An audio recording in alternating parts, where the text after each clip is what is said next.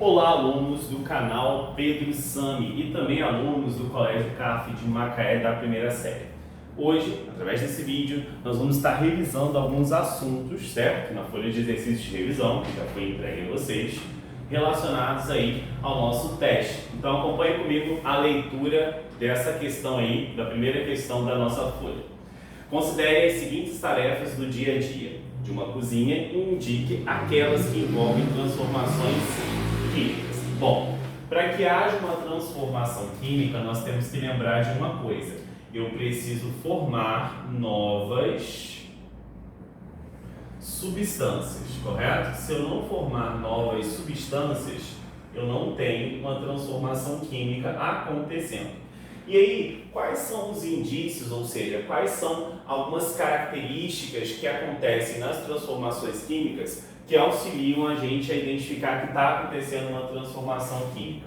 Então aqui nós temos a primeira, que é a liberação de gás.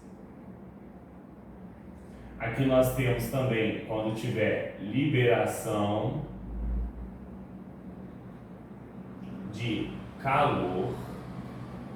Nós também temos uma terceira, que é quando tiver mudança de cor. E aqui nós temos uma quarta, quando tiver mudança de cheiro ou sabor, ok? E ou sabor, tá bom, gente? Então pode ser que tenha as duas simultâneas ou não. Então vamos lá. Aquecer uma panela de alumínio. O alumínio continua sendo alumínio, eu não formei nenhuma coisa nova, certo? Então eu não vou classificar isso aqui como um fenômeno químico, porque eu preciso formar uma nova substância.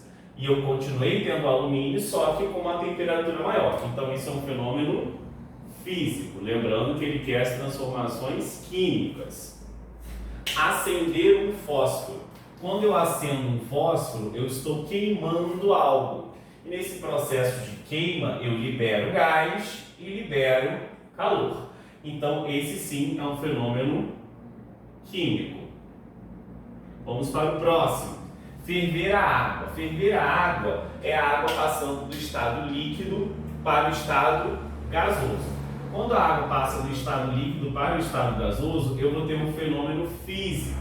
Porque o fenômeno físico eu não formo novas substâncias, ao passo que no fenômeno químico eu formo novas substâncias. Então aqui, físico. Aí você vai perguntar assim, professor, então o que um fenômeno físico faz? Um fenômeno físico, ele altera a forma, volume ou o estado físico. Se eu alterei a forma, o volume ou o estado físico, é um fenômeno físico. Quando a água ferve, ela passa do estado líquido para o estado gasoso. Por isso, um fenômeno físico. Queimar açúcar para fazer caramelo. Esse conceito de queimar aí, né? A gente pode pensar em derreter o açúcar para fazer o caramelo. Derreter o açúcar para fazer o caramelo. Isso aí é um fenômeno físico ou um fenômeno químico? Quando eu faço isso, tá? Eu vou desidratar um pouco o açúcar. E aí, nesse processo, o que vai acontecer? Eu vou mudar de cor. E eu vou deixar de ter açúcar e vou passar a ter uma outra coisa, que o caramelo contém açúcar, mas não é a mesma coisa que o açúcar. Então, queimar açúcar para fazer caramelo também se enquadraria numa transformação química. Mudei de cor, não é isso? Então, a gente teria que ver qual alternativa que está relacionado aos dois químicos, já que ele quer as transformações químicas. Então, seria acender um fósforo e queimar açúcar para fazer caramelo. Acender um fósforo e queimar açúcar para fazer caramelo seriam as alternativas 2 e 4. Os itens 2 e 4 aqui seria a nossa letra B de bola. Ok? Então vamos agora para a número 2, é uma questão que envolve um gráfico, como a gente está vendo aí, que envolve mudança de estado físico, né? Gráficos para identificar se é uma substância pura ou se é uma mistura. Vamos lá, observe o gráfico. Então, o gráfico está aqui representado. Analisando o gráfico, podemos concluir que a amostra apresenta ponto de ebulição 20 minutos, tá? Esse gráfico aqui ficou incompleto, eu vou completar ele agora. E aqui que a gente tem aqui? A gente tem aqui, ó, 10, correto? Como está aparecendo na folhinha de vocês. E aqui também, ó, 30, correto? E aqui, 40. Bom, esse gráfico, gente, é um gráfico que ele é padrão de começar em estado físico, certo? Então, todo gráfico como esse aqui, o início dele, eu vou ter um estado que é um estado sólido. Quando eu aqueço, chega um ponto em que a temperatura fica constante, quer dizer que está acontecendo uma mudança de estado físico característico de uma substância pura, que é a passagem do sólido para o líquido. Depois que todo o sólido foi convertido em líquido, a temperatura volta a aumentar e eu vou ter apenas o quê? O líquido. Aqui eu não peguei e não evidenciei um outro trecho que é a passagem do líquido para o gasoso, que pode ser constante, como esse daqui, ou que poderia ser variado, dando origem a muitas coisas que poderiam ser. Então, eu só representei até o hélio, não tem problema.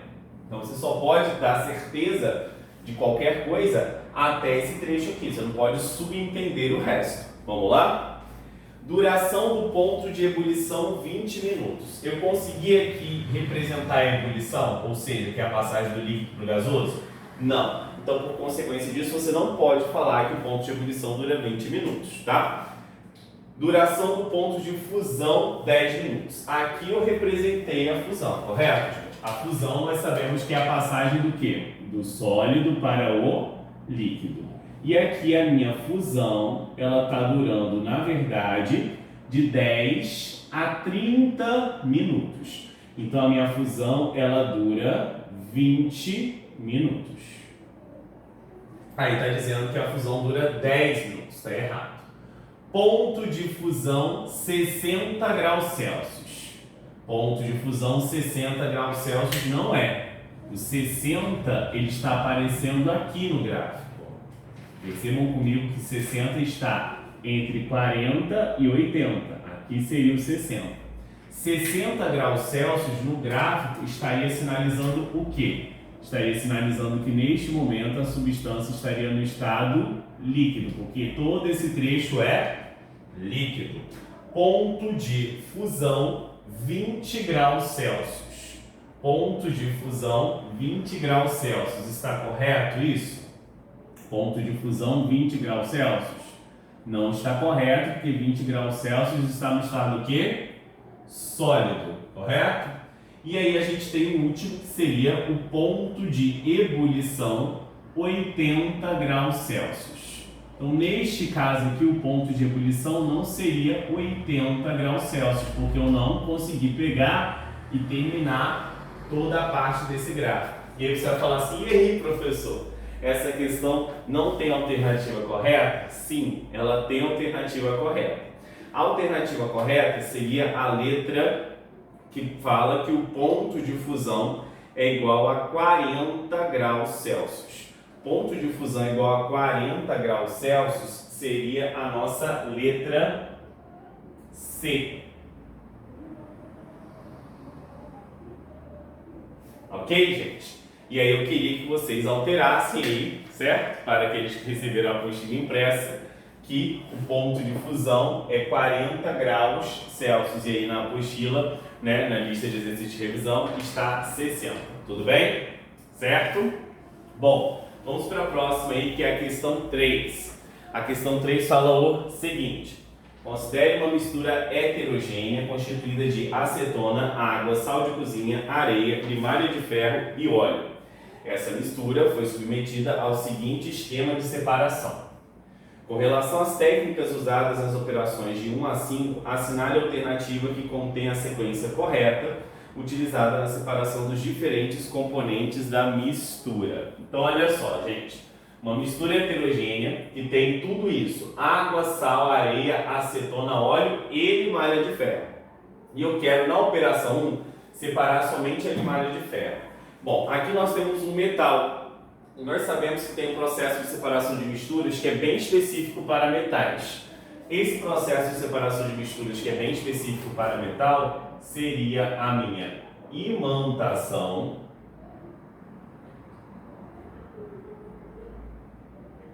ou separação magnética.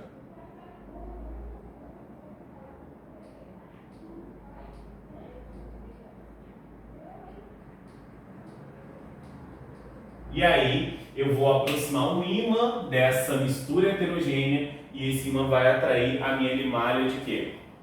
De ferro.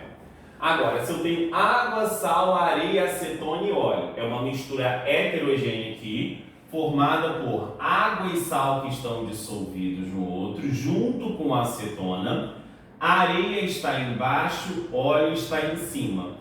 De tudo isso aqui, eu só tenho uma substância que é sólida, a areia. E é justamente o que a operação 2 faz. Ela separa a areia, que é sólido, dos demais líquidos, correto? No caso aqui, o sal, eu vou considerar que ele está dissolvido na fração água e acetona, tá? Porque o sal se dissolve na água e a acetona também se dissolve na água, então os três aqui vão ficar todos juntos.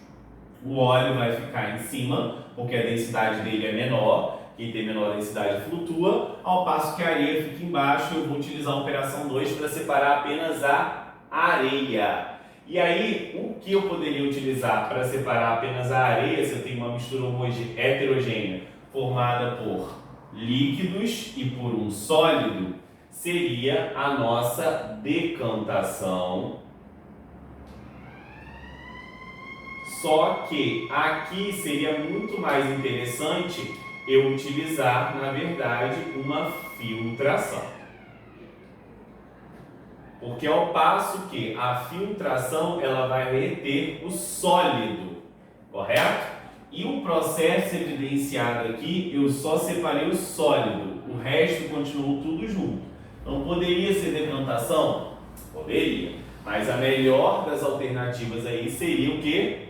A filtração, tá bom? Então por isso que eu vou pegar o meu apagador aqui e vou apagar essa para não causar uma confusão com vocês, ok?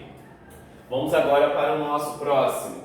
A próxima operação separa assim o óleo, que é immiscível, não se dissolve, em água, acetona e sal, que estão os três juntos. Então aqui o óleo seria qual processo de separação? Que utilizaria aquele funil, abriria a torneirinha, o óleo escorreria, certo? Porque ele tem maior densidade.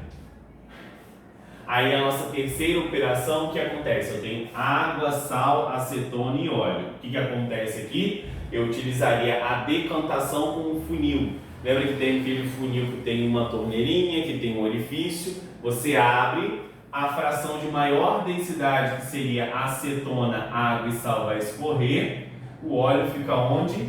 Em cima. Então aqui sim seria decantação.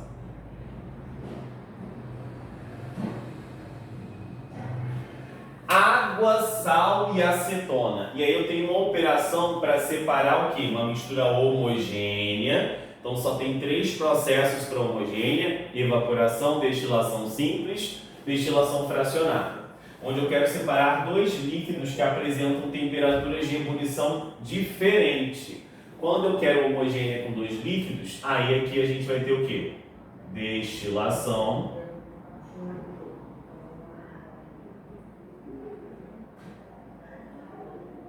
fracionada. E agora, para finalizar, água e sal tem uma operação 5 para separar uma mistura homogênea entre um líquido e um sólido. E aí aqui sim seria a minha destilação simples. Lembrando que a destilação é o quê? É uma ebulição seguida de condensação. No caso da fracionada, vai entrar em ebulição o líquido que tem menor temperatura de ebulição, que é a acetona. No caso da destilação simples, só vai entrar em ebulição a parte líquida, porque a destilação simples é entre um sólido e um líquido. Então agora nós vamos ver qual é a alternativa que tem esta sequência aqui: imantação, separação magnética, filtração, decantação, destilação fracionada e destilação simples. Então estou percebendo aqui que separação magnética, filtração, decantação, destilação fracionada e destilação simples, nós temos na nossa letra E: separação magnética, filtração, decantação, destilação fracionada e destilação simples. Então, gabarito aqui, letra E. Próxima questão aí, a questão 4. Diz o seguinte, acompanhe a leitura aí na tela no seu vídeo que está aparecendo. Sobre o ácido sulfúrico, afirma-se que... Então, primeira aí das alternativas é de se a substância é simples ou composta.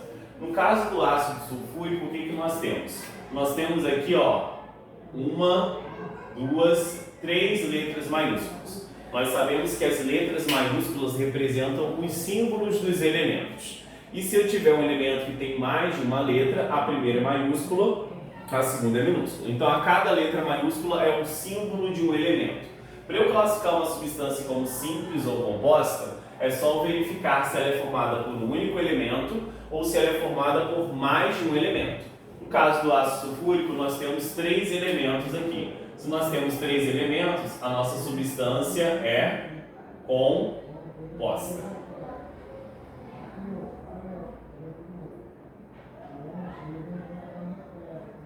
Além disso, nós precisamos verificar a quantidade de átomos e elementos, porque ele relaciona isso aí nas alternativas, tá? Então, nós temos aqui 1, 2, 3 elementos, que é cada letra maiúscula.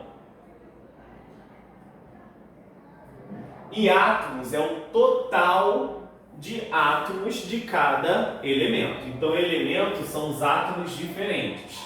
Átomo é o total. 2 átomos do elemento hidrogênio, 1 átomo do elemento enxofre, 4 átomos do elemento oxigênio. 2 com 4, 6, mais 1. Aqui eu vou ter 7 átomos no ácido sulfúrico e 3 elementos. Então, a alternativa que representa isso aí seria a substância composta e tem 3 átomos em sua molécula? Não. Ele confundiu aí átomo com elemento. Substância composta sendo constituída por 7 átomos. Sim, substância composta sendo constituída por 7 átomos. Então, nossa letra correta é a letra B de bola. Tudo bem? Certo, gente? Então, não confunda aí substância simples. Você nem marque, nem analise essas, né? A letra C e a letra D, porque eu não tenho substância simples, eu só tenho substância composta aqui no nosso caso. Questão 5 fala o seguinte, acompanhe a leitura. Em uma noite de inverno rigoroso, uma dona de casa estendeu as roupas recém-lavadas no varal, expostas ao tempo. Pela manhã, as roupas congelaram em função do frio intenso. Com a elevação da temperatura no decorrer da manhã, começou a pingar águas nas roupas. E em seguida elas ficaram apenas úmidas e elas logo estavam secas. No que pingou as roupas, havia um recipiente cheio de óleo fazendo a água ficar no fundo do recipiente. Então, no que pingou a água das roupas, havia um recipiente cheio de óleo fazendo a água ficar no fundo do recipiente. Os 3 segmentos grifados referem-se respectivamente às propriedades. E ele relaciona as propriedades da matéria. Bom, o que a gente tem aqui é o seguinte: quando alguma coisa congela, isso está relacionado a uma propriedade da matéria, que seria o ponto de solidificação, correto? Esse ponto de solidificação é a temperatura no qual ocorre a passagem do quê? Do líquido para o sólido. As roupas congelaram porque elas estavam encharcadas com água. E a água, em um dia muito frio, passou do estado líquido para o estado sólido. Começou a pingar a água das roupas, já está acontecendo um processo inverso. Ou seja, o que está acontecendo aí é que a água que estava sólida devido à solidificação, ela está passando para o estado líquido. Então isso daqui está relacionado com o quê? Começou a pingar a água das roupas. Está relacionado com a temperatura ou ponto de fusão, certo? Então lembrando que fusão é do sólido para o líquido, ao passo que solidificação é o contrário, é do líquido para o sólido. E aí quando a água que cai das roupas, ela pinga dentro de um recipiente com óleo, ela ficar no fundo do recipiente, isso está relacionado a ficar no fundo com uma propriedade chamada de densidade. E aí o que nós sabemos sobre essa propriedade, que é a densidade? Quem tem maior densidade, nós sabemos que afunda. No caso da água e do óleo, nós sabemos já de conhecimento comum que a água tem maior densidade que o óleo, por isso que ela vai ao fundo. E quem tem menor densidade flutua. E aí, se quem tem menor densidade flutua, quer dizer que o que acontece aqui, o óleo vai ficar em cima, tá bom? Mas aqui a gente está relacionando com a água, então é densidade. Então nós vamos ver qual alternativa que apresenta exatamente isso que a gente acabou de ver. O que? Nesta ordem aí que nós estamos. Ponto de solidificação ou temperatura de solidificação, como está aí. Ponto de fusão ou temperatura de fusão e densidade. Então solidificação, fusão e densidade seria aqui na questão 5 a nossa letra C. Vamos agora para a questão 6. Diz o seguinte: a tabela a seguir lista 5 metais. As duas colunas indicam as temperaturas de fusão e ebulição desses metais em graus Celsius. Lâmpadas incandescentes são dispositivos usados antigamente. Consiste em um filamento, um fio muito fino metálico, dentro de um bulbo de vidro, que passam a corrente elétrica, aquece até temperaturas da ordem de 3.000 graus Celsius, sem fundir. O fio passa a brilhar, incandescer, emitindo luz. E aí ele pergunta o seguinte: qual metal dentre os listados na tabela podem ser usados para fabricar o filamento? Aí você precisa entender uma coisa, gente. Para fabricar o filamento, é necessário que aquele metal não funda. Então aqui, ó, qual metal utilizado para fabricar o filamento? Para fabricar o filamento, o metal não pode fundir. Metal não pode fundir. Não pode fundir em que temperatura, professor? Não pode fundir na temperatura de 3.000 graus Celsius. Se ele não pode fundir, e nós sabemos que fundir é uma mudança do estado sólido para o estado quê? Líquido. Se ele não pode fundir, esse metal ele vai precisar estar em qual estado físico? Ele vai precisar estar no estado sólido. Então, nesta temperatura de 3.000 graus Celsius, eu preciso garantir que esse metal se encontra no estado sólido. E existe uma regra básica para a gente determinar qual é a temperatura de fusão e ebulição e comparar isso com o estado físico a uma determinada temperatura que a questão vai dar, que no caso é 3.000 graus Celsius. Então imagina que eu tenho aqui um TF, que nós sabemos bem, e um TE. Se a temperatura da minha questão, que é 3.000 graus Celsius, estiver antes da fusão, a substância é sólida. Se estiver após a fusão e antes da ebulição, ela vai ser líquida. E se estiver após a ebulição, ela vai ser gasosa. Então, o que a gente vai fazer aqui agora é determinar esses estados físicos. O alumínio a 3.000 graus Celsius, 3.000 graus Celsius está aqui, após a ebulição. Então, se está após a ebulição, quer dizer que se a minha temperatura está após a ebulição, vai estar em qual estado físico? Gasoso. Então, alumínio aqui, ó, eu vou botar só G de gasoso, tá? Por causa do nosso espaço. O ferro a 3.000 graus Celsius, ele também vai estar no estado o quê? Gasoso. Também não é o que eu quero no estado o quê? Sólido, porque eu não posso fundir. Vamos lá, o chumbo a 3.000 graus Celsius também vai estar no estado o quê? Gasoso. O zinco a 3.000 graus Celsius também vai estar no estado o quê? Gasoso. E o tungstênio a 3.000 graus Celsius, 3.000 graus Celsius está aqui, né? Ó. Está antes de 3.410. Então, se está antes de 3.410, o tungstênio vai estar no estado sólido. Antes da fusão, sólido.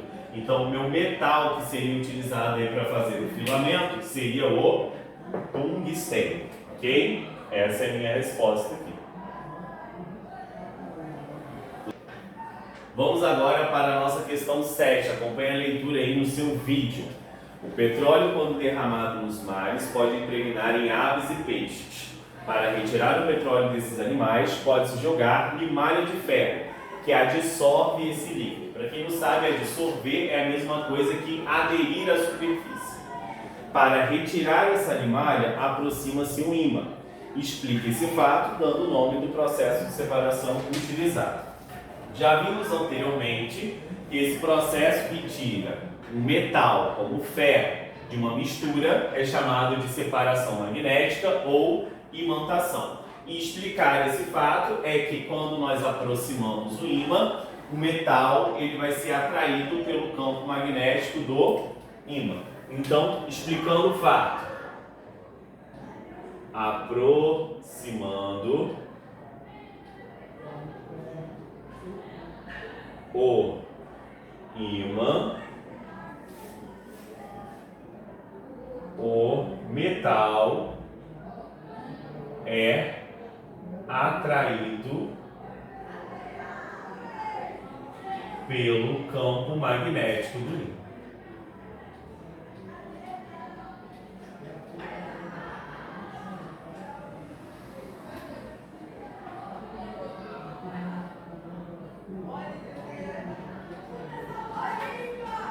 Qual o nome desse processo? Separação magnética